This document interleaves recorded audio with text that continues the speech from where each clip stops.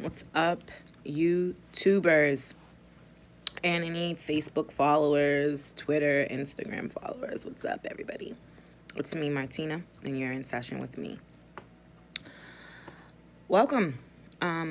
Before we get started, please subscribe, like, and click the bell so you can get notifications for when I post a video. I like to say I don't post that often, but I've been getting a little better. I've been having a lot to say. Welcome. So for all of you who don't know, I'm a bariatric patient. I had gastric bypass in July. And my channel's really more about my experience of what I've been going through as a bariatric patient. And so if you're watching, hopefully that's the direction you want to go. And I'm here to give you advice. I am not a medical professional. I don't have a medical degree on gastric bypass. I'm just a patient and I have experience. I'm eating my lunch, guys, so bear with me. Today's video, though, is about just me randomly thinking, don't get surgery if, and let's get into that. So, don't get surgery if you go, you find a bariatric program in your city, your town, your country, wherever you are, and you go through the process, you meet your surgeon, you go through the program. Don't get surgery from them if they didn't prepare you. If you didn't get the information on your surgery, if they didn't prepare you to know what you're about to go through, if they didn't give you all the information that you need to be informed, don't get surgery. Don't get surgery from those people. And I say this because I'm also someone who is in a lot of Facebook support groups. And I read often people ask, what kind of medication should I take? What does the gastric bypass entail? How much will I lose? What does this gastric sleeve do? And will I have this or will I have that? If you don't know, don't get surgery. I live in Massachusetts. For anybody who wants to know, so I live in the United States. Massachusetts is a state. Boston is the city. And I got my surgery at a hospital called Brigham and Women's here in Massachusetts. My surgeon's name was Dr. Tavicoli. And before I could even meet the surgeon, I had to go through an information session with other people. And we were all at this information session, and they gave us a brief on each surgery, on requirements, on the changes we needed to make. So I had got some generalized information. When I actually met him, he gave me more. He asked me what my choices were. He asked me why. And then he gave me his opinion. And then from there, I could make an informed decision for myself what worked. If you don't have the information going into the surgery, do not get surgery. Get the information. Find another surgeon. Run as fast as you can. Because you want to know what these people are going to do to you. And you want to be prepared. Okay, another reason to do not have surgery if they don't inform you about your medications and that you are going to be, whether you have the sleeve or you have the bypass, you are going to have to take medication for the rest of your life. And I see a lot of people ask, what's the best medication for me to take? What kind of medication should I have? Do I have to take medicine? How do you not know this information, people? Where are you going to have surgery? Don't do it, because you are going to have medication. Currently, right now, I mean, even my surgeon prepared me. I mean, I have packets of different medications that I can take, where I can get them, how much they cost. And I had to make a decision on what I wanted to use and what I could afford. And I didn't really follow too well that paper. In the beginning, I didn't want to take ingest medication, so I tried the MD patches. And nothing against them, because I was ranting and raving about them in the beginning. But they didn't work for me. The next time I went to the doctors, I was, like, depleted in everything. I was deficient in, like, I'm surprised I was alive.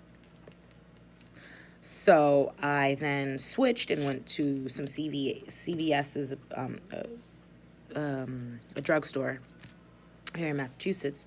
And I'm pretty sure the CVS is everywhere else, but I'm just giving people general. The CVS is a drugstore that has medications. And so I went and I searched and I found a multivitamin. I found some calcium, and I've been taking them for the last 3 months. And although my labs are good, they're not perfect. And I'm still dealing with some issues because of my vitamins. So, just know that you may have to play around with what vitamins work best for your absorption and things of that nature. But do not have surgery if you are not educated on the fact of what medications you're going to have to take for the rest of your life. Don't have surgery. Next, do not have surgery if you don't know the bariatric plan to follow. I think I've seen a lot of people who don't know about the 2-week diet, the liquid diet. Some people don't have to have a 2-week liquid diet, but some people do. And if they don't give you a liquid diet plan, if they just say, hey, you got to do 2 weeks before surgery, a liquid diet, and then they send you on your way, don't have surgery. You should be able to know what it is that this 2-week liquid diet is going to consist of. I don't understand people who don't know this information, or I don't understand surgeons who aren't preparing you for this. I had a booklet of to-dos and don'ts. My 2-week diet plan was instructed for me. It gave me what to eat, what I could have. It told me everything that I needed. If you don't have something like that, do not get surgery, or question it. So you're saying I have to be on a two-week liquid diet? What does that mean? What is a liquid diet? What am I eating? What am I drinking? Find that information out, as well as, so you want to know that pre-op, but you also want to know what your diet is going to look like post-op. I've never really seen anybody not know what they can have post-op, but there's still people out there who question, like, can I have a burger? I'm a week out, can I have a burger? No, you can't have a burger. You're on a liquid diet. But again, don't have surgery if you don't have that information. It's all about being informed. You are about to go through a major reconstruction of your body. Know what the hell is going to happen to you. Be informed before you have surgery. And lastly, do not have surgery if you are not mentally prepared. Let me tell you, if you're an emotional eater, and I say that because I was one, when I was pissed or I was mad or I was sad, I'd fucking eat my life away. And then feel better. Because, you eat food, the dopamine start coming, and you start feeling good. Like, okay, I feel it. Oh. You ain't gonna be able to do that after. So if you can't get under control now, your mental strength, you're gonna have so much struggles after. And I'm not to say that you still won't have to adjust mentally after to the change, but it's going to be a lot more easy if you're not also trying to adjust to other life stresses or things that you haven't quite resolved, because you're going to end up regaining all your weight. So that, just be mindful. Do not have surgery if you are not well informed, if you're not mentally prepared. Take some time. Surgery is going to still be there for you. That doesn't mean that you won't have the opportunity to ever go through this process, but it's not easy. And don't go into it thinking that it is, because it is a change, period. If you want to maintain a healthy weight, you need to change how you eat and think completely, your lifestyle. So yeah. The next half of this video, I wanted to just talk about my experience with food so far. Let's go into a little bit of my stats. I had gastric bypass surgery July 6th, 2017. So that was 8 months ago. When I started my journey May 1st, I had weighed in at 363 pounds. That was my highest weight. By the time I got to my surgeon, I had lost like 12 pounds because I was on it. I was like 363 pounds. Girl, you is way and that was just my moment. So I had made some changes. So I had surgery July 6, 2017, gastric bypass. Highest weight was 363. My surgery weight was 338. My current weight is 219. I have lost in total 144 pounds. And I'm very happy about that. But I did learn a lot on this journey. In the beginning, I was so prepared. I was beyond prepared. I thought I knew everything, y'all. And then it happens.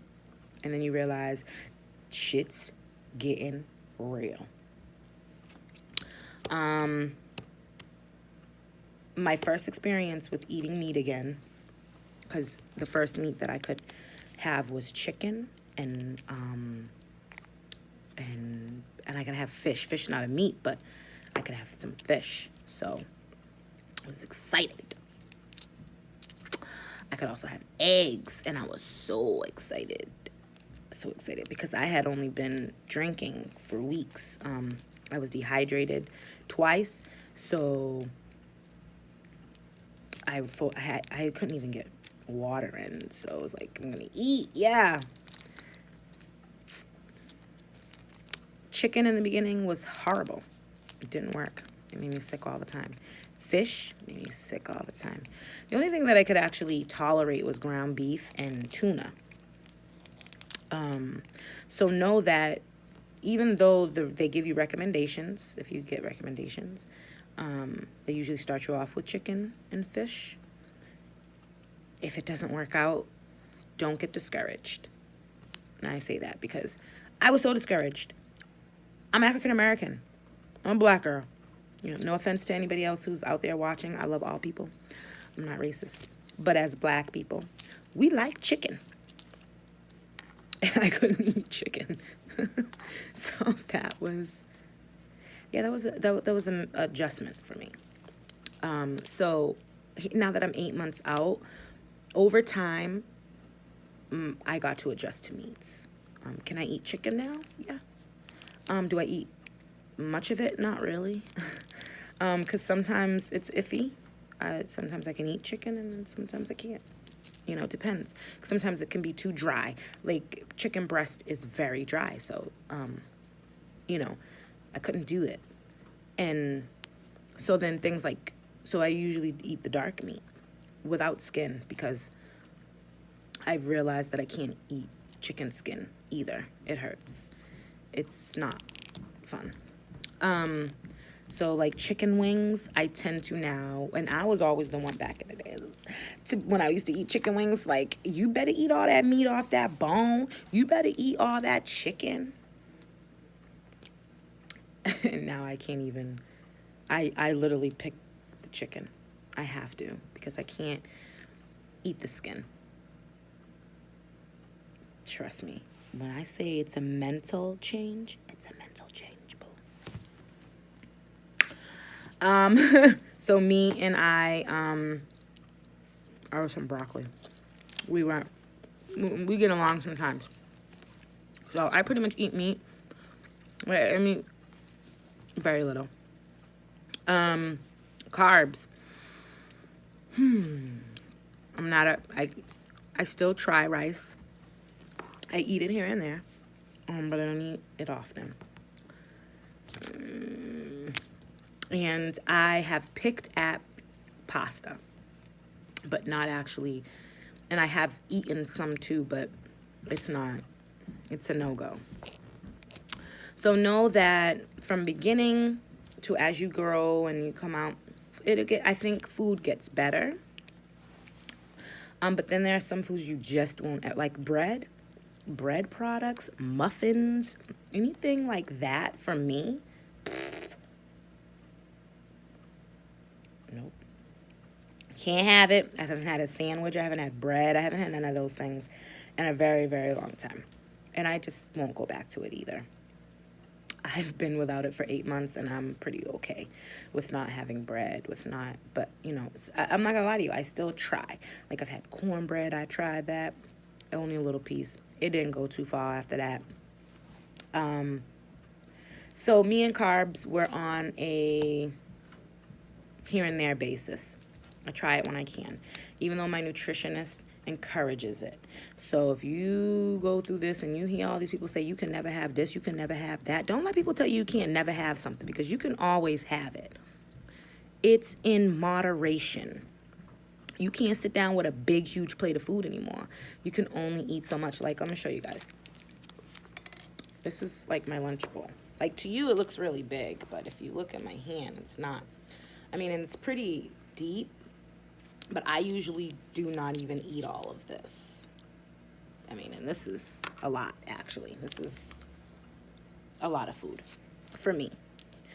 But sometimes, again, it's portion control. It's my eyes. Sometimes I put too much. But one thing I am very much aware of is when I need to stop. Whoever ordered food from Asa, they brought you fries that they forgot. These people. See, they eating fries. I can't eat fries. But this is not, I mean, compared to what I used to eat, this is playing games. So, again, and it's something that I won't finish. That's a 100% fact. I won't finish it. So, but that's the carbs. Snacks. I'm bad with the snacks. And I'm going to admit this out loud, and I'm going to take it like a champ. I eat chips. Should I? Hell to the no, I shouldn't. But I have an addiction to Funyuns. And I don't eat the whole bag either. So, like, I get the, 25-cent bag and maybe have, 2 or 3 things of Funyuns. So just understand that sometimes you can slide foods. Sometimes you could still eat things that you shouldn't be eating. But you just need to be mindful. I mean, I've lost 144 pounds. I'm not going back. And, yes, I have moments where I eat certain things. But that's not going to ruin everything that I've worked for if I have it here and there. And I'm learning that because my nutritionist is teaching me not to be so afraid anymore of certain foods, and that I can eat things. Again, it's in moderation, and that I should make healthier choices, but that doesn't mean that I can't have other things. So be mindful of that. I'm sorry, right now I'm hiccuping because it's one of my signals that I need to stop eating. So, yeah, you see I didn't even finish half my food. But I hope this was helpful for some of you guys. I do ramble. But this is the end of this video. And if you have any questions, please, please, please feel free to leave those questions in the comments. I try to get back to everybody and anybody as I can. Don't be afraid. Change your life. Get your life. Get it better. I was morbidly obese. And I'm my BMI right now is 36. I'm once I get under 35, I'm no longer morbidly or severely obese. I'll just be obese. I'll take that. 219. I have never seen 219, I don't think, in my life. I mean, I'm sure at one point I was 219. But in my adult life, it's worth it. Change your life. God bless. You guys do. Like and subscribe. I'm cool.